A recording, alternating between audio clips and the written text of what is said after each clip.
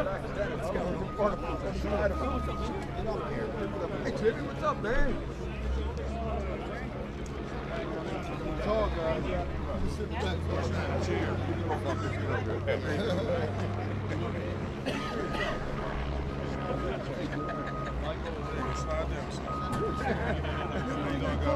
You gotta get that sign tight there, guys. Come on. Get it tight. Looking good. Get it tight. Now you gotta walk. You gotta walk that way. You gotta walk that way. There you go. Now pull it tight. There we go.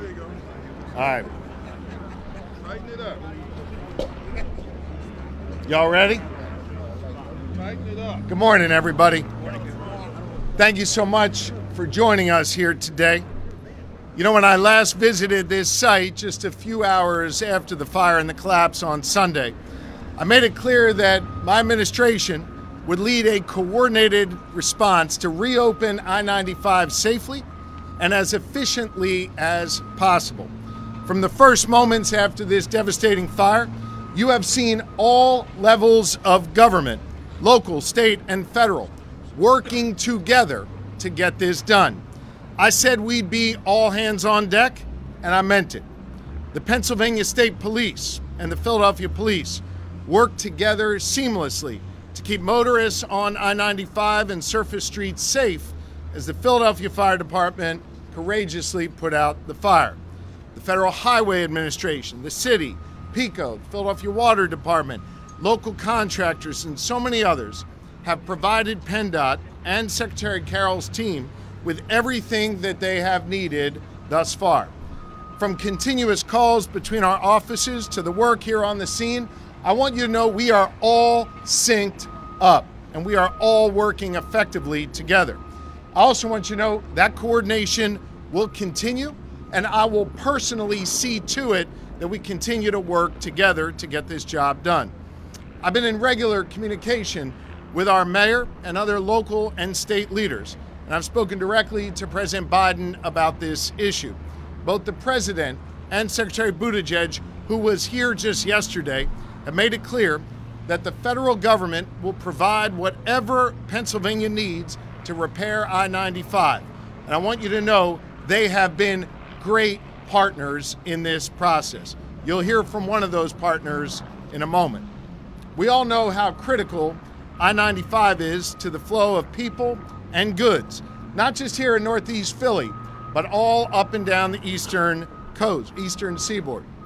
With 160,000 motorists passing through this stretch of 95 each day, this road is a key part of our economy, and it's a key part of our everyday lives. And it's critical that we get it reopened as quickly as possible. That's why on Monday morning, I signed a disaster declaration to expedite the rebuilding of I-95, to cut through the red tape, and to devote all possible resources, federal and state, to this project. We are going to show this great city, our Commonwealth, and the world the grittiness, the toughness, the ingenuity, and the capacity to get this road reopened as quickly as possible. And I want you to know we are already making progress. As I reported earlier, the northbound and the southbound sides of I-95 needed to be demolished before work could begin on a new roadway. Some experts told us the demo alone could take a week or more. But thanks to Secretary Carroll's leadership and around-the-clock work by Abenizio, I can now report that our demolition will be done on Thursday.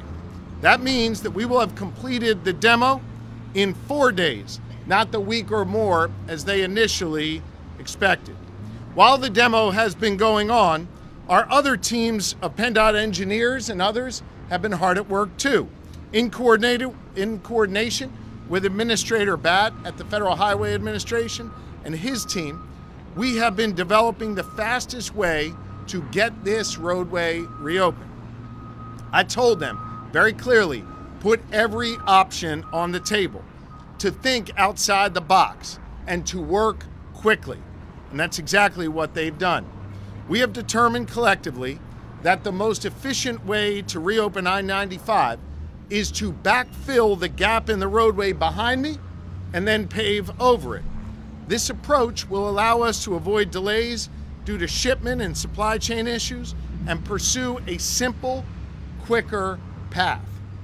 Once complete, cars and trucks can return to this stretch of 95, and then we will work together to build a permanent bridge while making sure we keep 6 lanes of traffic open at all times that road construction, that bridge construction goes on. Now, while this plan was being developed, our outstanding team of lawyers in the Office of General Counsel, led by Jen Selber and other professionals, were doing their jobs to ensure that we had a team ready to do this work. I can report that the Secretary of PennDOT has hired Buckley and Company, a Philadelphia-based contractor here with us today with extensive experience in this area. We have also been coordinating closely with Ryan Boyer and the Philadelphia Building Trades, who have pledged their members. Yep, you can clap for Boyer. They have pledged that their members, many of whom stand behind me today, are prepared to work 24/7 to get this road reopened. They're doing that for this great city, for this great Commonwealth, and for our nation. That means around-the-clock work that you've seen going on here during the demo phase is going to continue until this road is reopened. Listen, Philly's a sports town, and I am a sports guy. I love to play, I love to watch, and I love to coach. And I am competitive as hell. I want to get this road reopened as quickly as possible. I'm competitive just like this great city. All of us here today, the trades and PennDOT, the city, the feds, this is our championship. And we are ready to go. And I am proud as hell to be on the team with all of these guys and gals standing behind me here today. This is a team sport. We're going to work together to show everyone that we can do big things in the Commonwealth of Pennsylvania. And listen, when y'all are sleeping in the middle of the night, when I'm sleeping in the middle of the night, these guys are going to be working on this road. When some of you choose to take a day and go down the shore, they're going to be working on this road 24/7 until this road is reopened. And I want you to know my administration is going to continue to be all hands on deck. We are going to leverage every single asset we have to get this done. Let me give you one example of what that means in real concrete terms. Under the leadership of Colonel Paris, our state police commissioner, who joins us here today, tomorrow, the Pennsylvania State Police is going to escort trucks carrying specially designed Pennsylvania-made fill. This is recycled glass aggregate. They are going to escort them from Delco up 95 to make sure that fill gets here as quickly as possible to put in that hole behind me and make sure not a single moment is wasted. All hands on deck. Our state police working together with our building trades, working together with Pennsylvania Fill to get this done. That's the fill they're going to use to basically build up the ground behind me to the surface level of I-95 so then they can lay the pavement. State police is going to make sure those trucks get through without delay and that fill gets dropped. All hands on deck. Getting I-95 reopened and repaired as safely and as efficiently as possible is our top priority. And I want you to know we are all working our tails off. We cut through the red tape. We developed a creative plan, and we are executing. Under the leadership of Secretary Carroll and with the support of our federal and local partners and the talented trades workers right here in Philadelphia, we're moving full steam ahead. And we will work around the clock. Now, to chart our progress and give everyone here and everyone watching a sense of timing as we move forward, my team is setting up a 24/7 live feed so the public can watch I-95 be rebuilt in real time. That live feed will be set up and operational this week. This is government working for the good people of Pennsylvania. This is government working together with our proud partners in the trades. This is government working together at all levels. We have a lot to do, but we are going to get this job done. And the person leading this effort for me at PennDOT is our great Secretary of Transportation, and I want to invite him up here now, Secretary Mike Carroll. Secretary.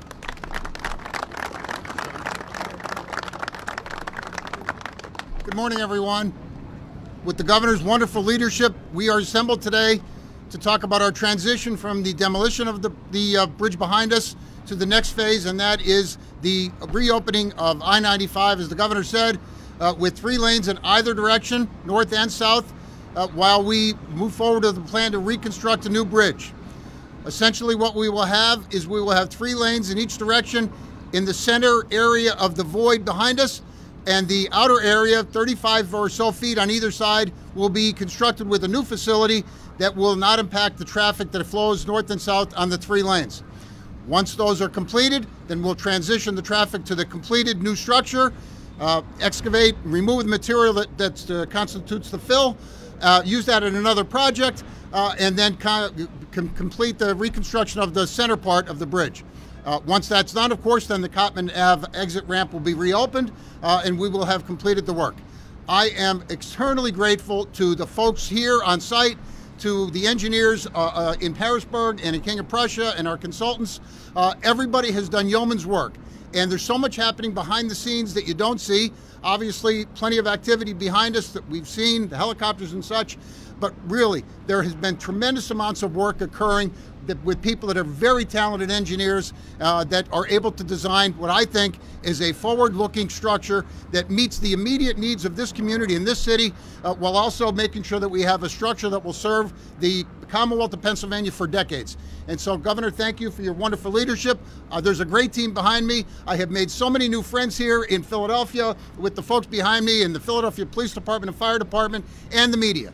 And I really appreciate the opportunity to lead this effort with the support of the governor and the entire administration and the other agencies, including the Pennsylvania State Police. I will stop there and bring to the microphone Carlos Monje. He's our Federal Highway Administration partner. Carlos.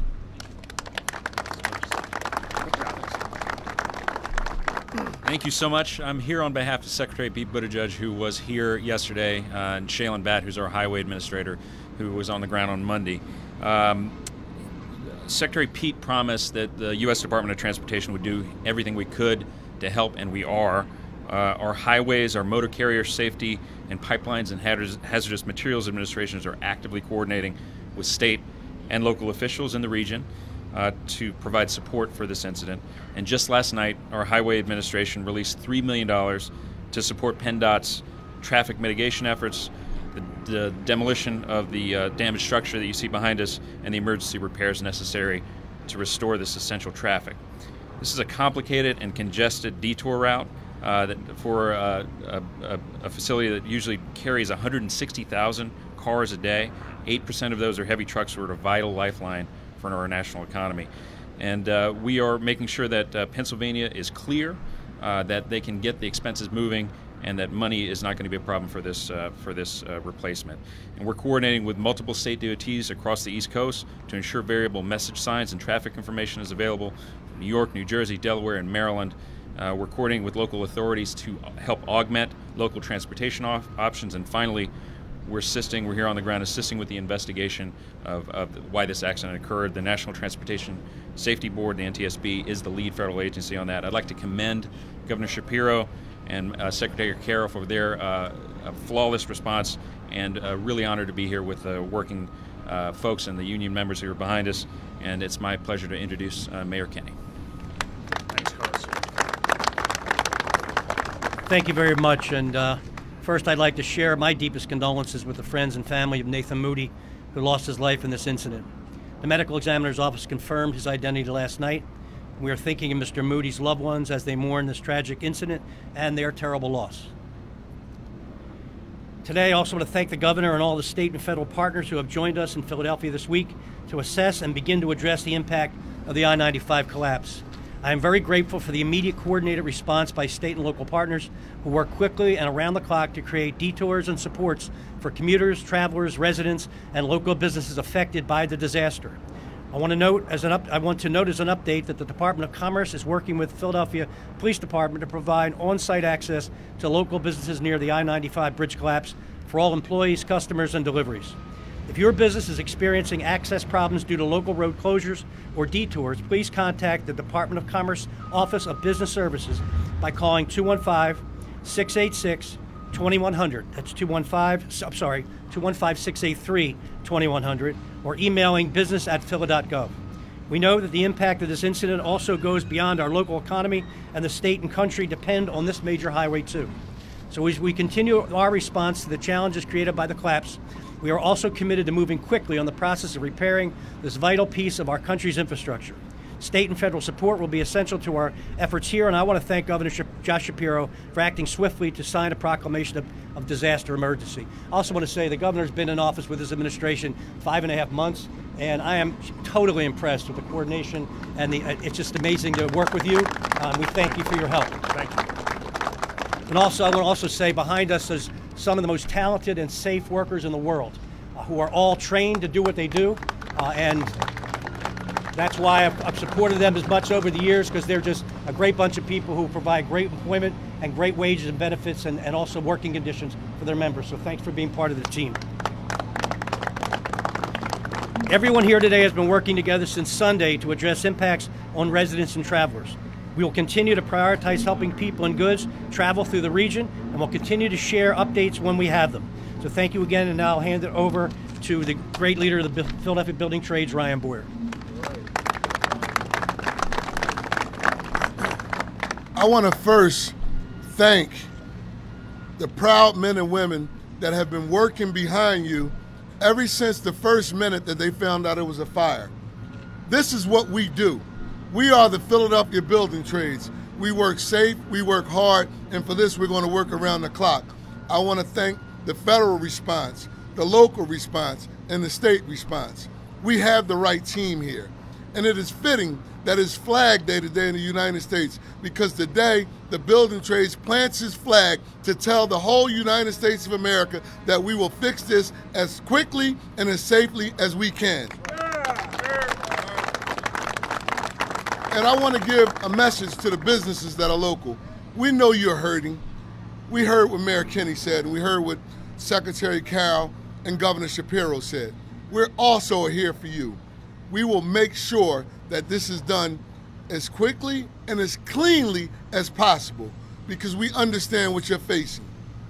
But I wouldn't have it any other way than to go to battle with the men and women of the most highly trained, highly skilled workers anywhere in the world. That is the Philadelphia Building Trades Council.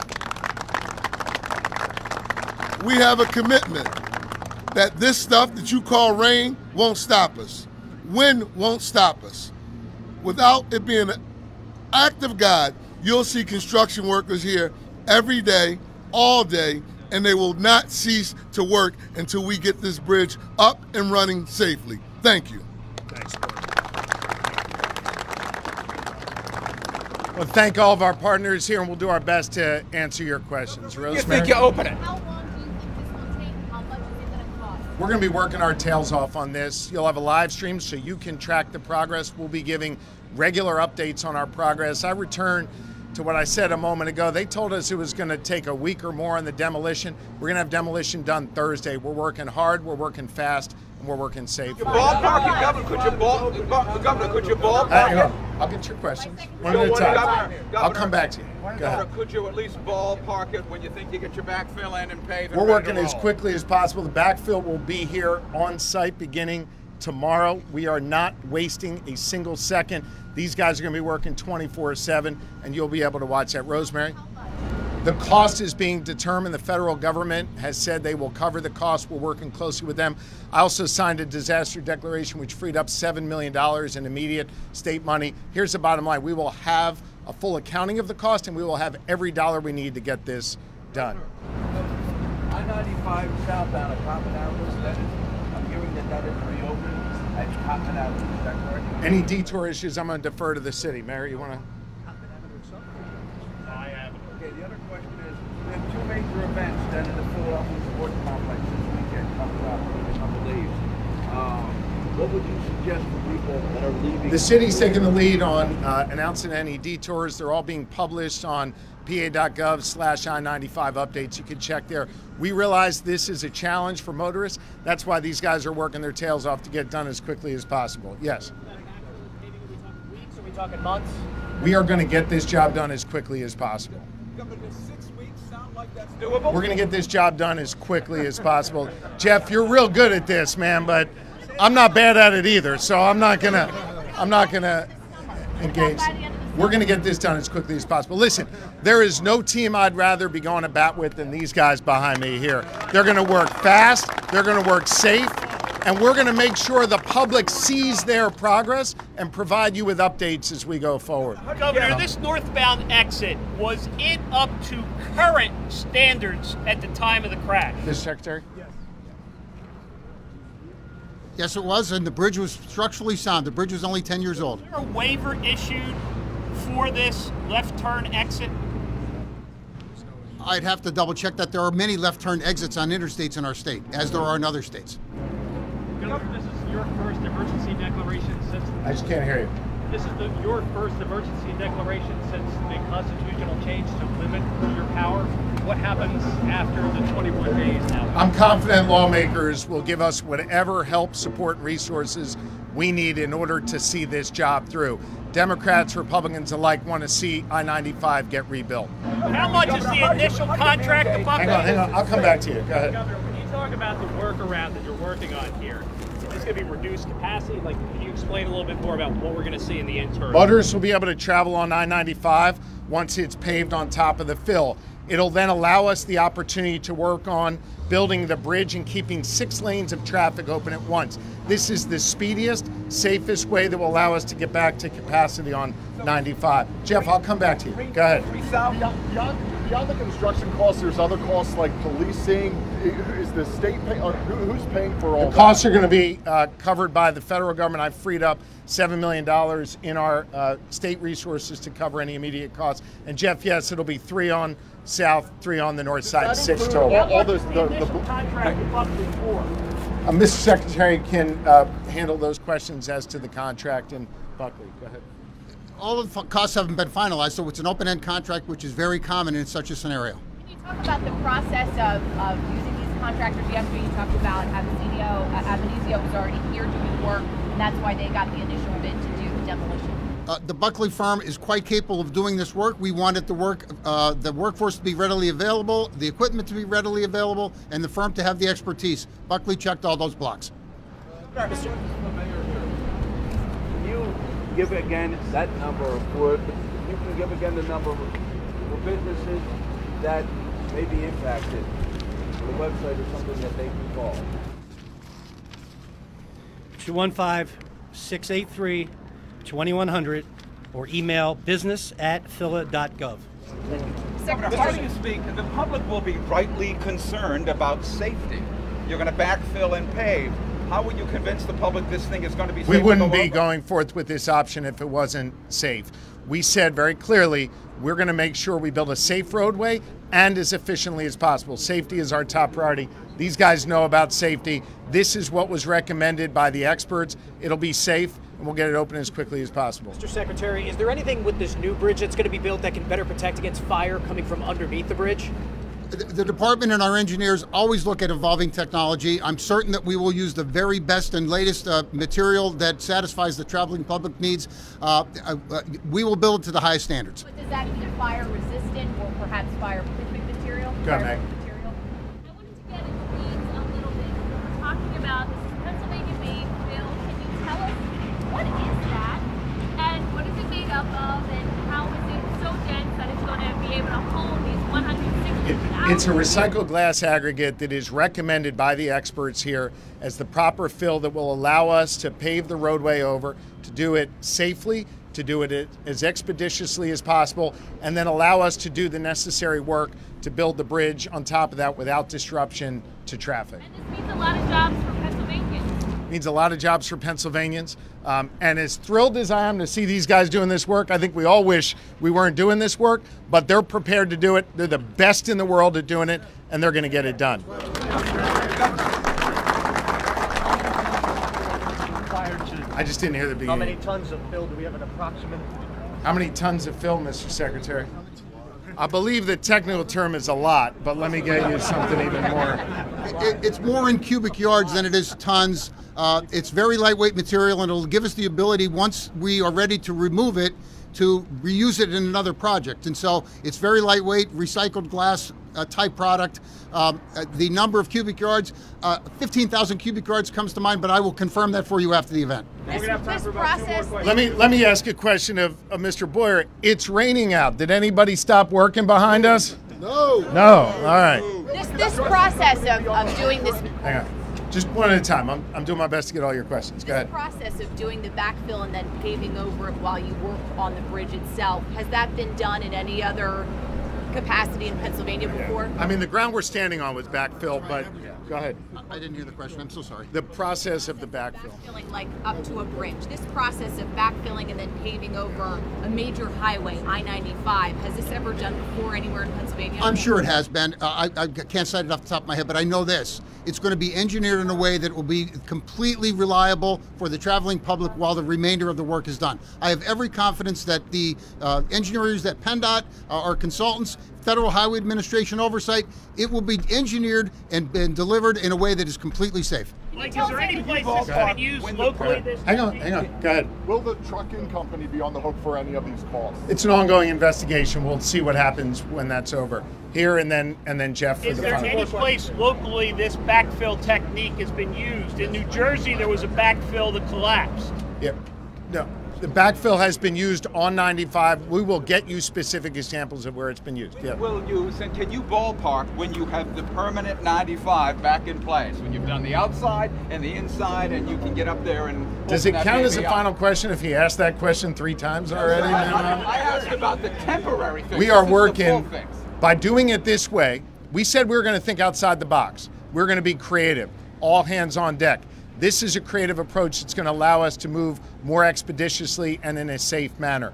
We're moving as quickly as possible. You all will be able to watch that progress, be able to watch the great work these women and men behind me do, and we're going to get this open as quickly as possible and continue to report back to all of you. Thank you very much. Thank you. Guys, thank you. Great work. Okay. Yes, same question, 7.